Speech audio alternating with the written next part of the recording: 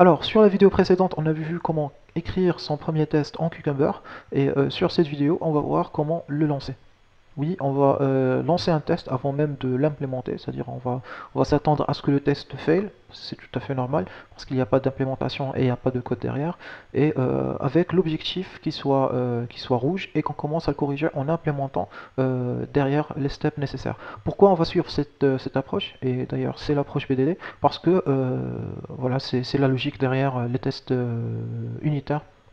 Si vous avez déjà entendu parler de l'approche TDD, le Test Driven Development, donc voilà, ça ressemble un peu à ça. C'est-à-dire qu'on va écrire un test unitaire qui fail, qui tombe, et on essaie d'implémenter le code pour qu'on puisse voilà, changer le rouge en vert et que le test tourne, et ensuite on fait le refactoring de notre fonctionnalité. Donc c'est de la même manière que le TDD fonctionne, le BDD c'est tout à fait la même chose, sauf qu'ici on écrit les tests d'acceptance qui tombent à l'eau, et ensuite on essaie de les corriger en intégrant, voilà, en faisant les tests unitaires, les tests l'implémentation du code, le refactoring et ainsi de suite. Donc c'est de la même logique.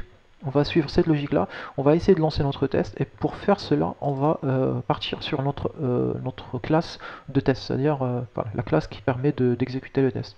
Alors, vous allez remarquer que la classe a été déjà remplie. Il y a déjà une autogénération d'une méthode main qui va faire, enfin une méthode de test, pardon, qui va faire une certaine assertion. Donc là, tout ça, ça a été généré automatiquement au moment où on a créé notre projet. Donc on va virer tout ce qui existe là à l'intérieur de notre classe. On va aussi virer toute la partie import parce qu'on n'en a pas besoin. Et on va commencer par importer une certaine annotation qui est run with et voilà, c'est du JUnit. Et là, à l'intérieur, on va mettre la cucumber.class. Alors là, on va faire appel à Cucumber. Vous vous rappelez, on avait importé la méthode. Vous pouvez, voilà, quand vous voyez qu'il y a quelque chose en rouge dans votre code, vous avez deux solutions. Soit vous positionnez dessus et vous cliquez sur voilà, Alt, Entrée, et ça va automatiquement corriger l'erreur en important s'il faut faire une importation d'une certaine classe. Voilà, ça vient de l'importer. Donc là, vous voyez, ça a importé depuis la bibliothèque JUnit de IO Cucumber qu'on avait mis dans notre pom.xml, ça a importé la classe Cucumber. Voilà, jusqu'ici, c'est top. Ensuite, on va rajouter une autre annotation qui est la Cucumber Options. Voilà, vous avez l'autocomplétion. Alors, Cucumber Options, c'est quoi? C'est toute la partie qui va nous permettre de configurer la manière dont on va exécuter notre test, c'est-à-dire toutes les options nécessaires pour notre test. Alors, tout d'abord, ça permet aussi de générer des rapports, et on va commencer d'ailleurs par ça. Donc, la première chose, c'est le plugin. Donc, ici, on devrait mettre le type du plugin qu'on va utiliser. Il en existe plusieurs. On peut mettre un plugin Pretty, un plugin HTML, JSON, XML. Enfin, il y a toute une panoplie de plugins disponibles que je vais vous laisser en description.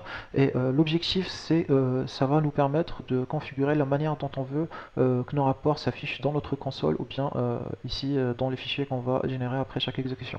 Donc là, je vais mettre pour le plugin le mode Pretty, parce que vous allez voir, ça nous donne avec des couleurs là où il y a des erreurs, là où il y a des steps qui sont pas prédéfinis, là où il y a des exceptions, etc.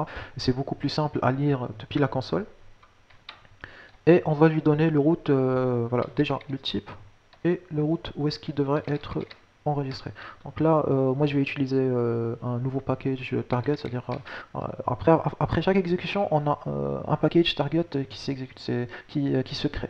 Et de la même manière, j'ai envie de stocker mon résultat JSON à l'intérieur de ce route.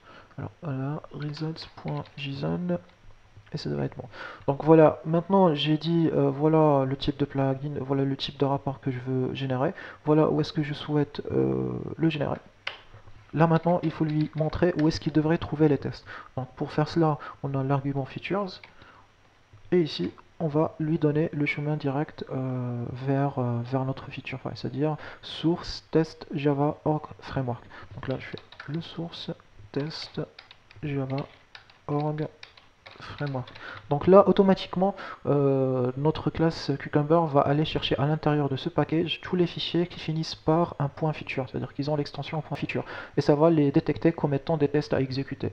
Ensuite, next, et on verra ça plus tard, c'est qu'on pourrait rajouter d'autres éléments, comme glue.